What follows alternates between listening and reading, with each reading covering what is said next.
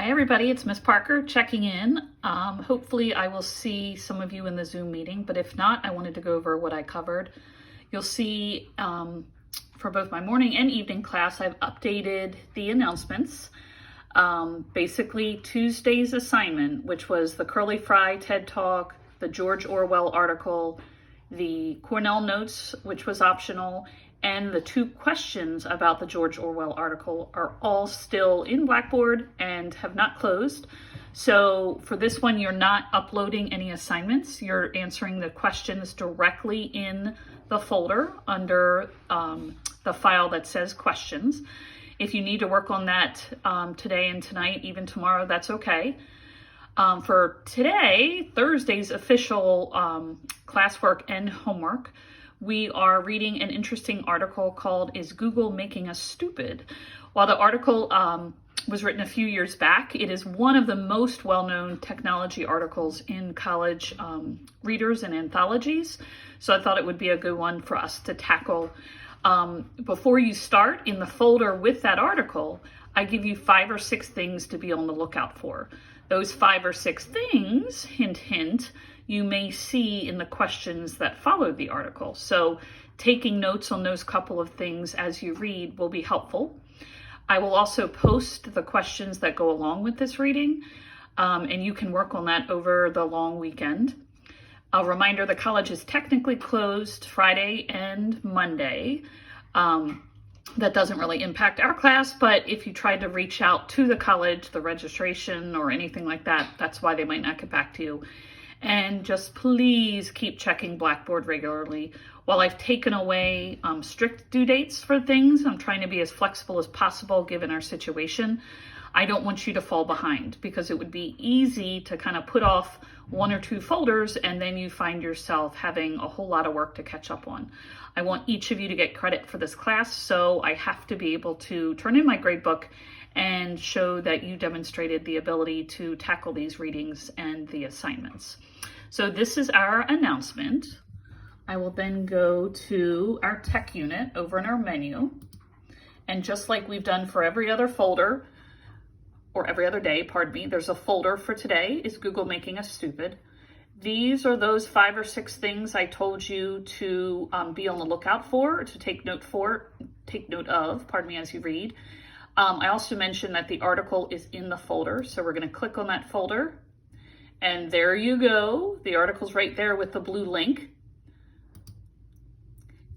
It looks long because the font is really big, but you can play with your computer to check that out. I will say, I don't want you to get too confused about the attention grabber.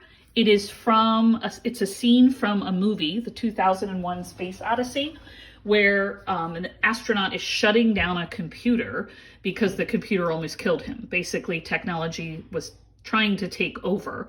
And he uses that as an example because in the second paragraph, he starts his whole article talking about he knows, he sees, he feels how all of the time he's spending on the internet is impacting his attention, is impacting his ability to read long articles, is impacting his thinking.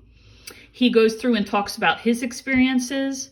He talks about the experiences on page 2 that other readers or other writers, pardon me, and other experts are having.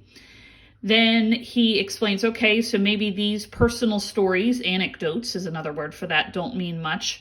But he talks about a research study that was done and what students typically do while they're reading. Because we are so used to the internet, we tend to skim things rather than reading deeply. He talks about how reading is different than it was in the 70s and 80s. Even if we're doing it more, we're not reading as deeply. I loved the example he gives is we used to read like a scuba diver, going deep, exploring, really getting to know a subject. And now we read like a jet skier where we kind of just skim along the surface but cover a lot of ground. Again, Wolf, one of the experts he quotes, is there. He then goes and lists this, don't get confused here, he talks about the typewriter, then he talks about the printing press, then he talks about the mechanical clock, then he talks about the assembly line, manufacturing. He goes through, and you might be wondering, why is he talking about these? But he goes through each of these inventions and talks about why people were worried about it at first, how it came along, and then how it impacted humans, how it impacted the way we think, the way we do things. And he's using these as examples of other inventions that have changed our life. He talks about Frederick Winslow Taylor and how he walked around with a stopwatch in a factory in order to get sort of that quick assembly line work down to a science, and how that changed manufacturing, and how we still see that kind of, we need it done quick, we need it done now, let's find the fastest way to do it, how we still see that in our world today and with the internet. He then goes on, I think I'm on page 7, to talk about Google's mission. I'm going to warn you, he talks about the mission a little bit here, but then he circles back and talks about sort of 2 other parts of the mission on page 8. So you can read about that, and you can tell me if you think it's a little scary or not. And then finally, he talks about, okay, maybe he's just worrying about nothing. Maybe this will all turn out okay, like other inventions have turned out. People were worried about the printing press, but then that helped us get books and be able to read.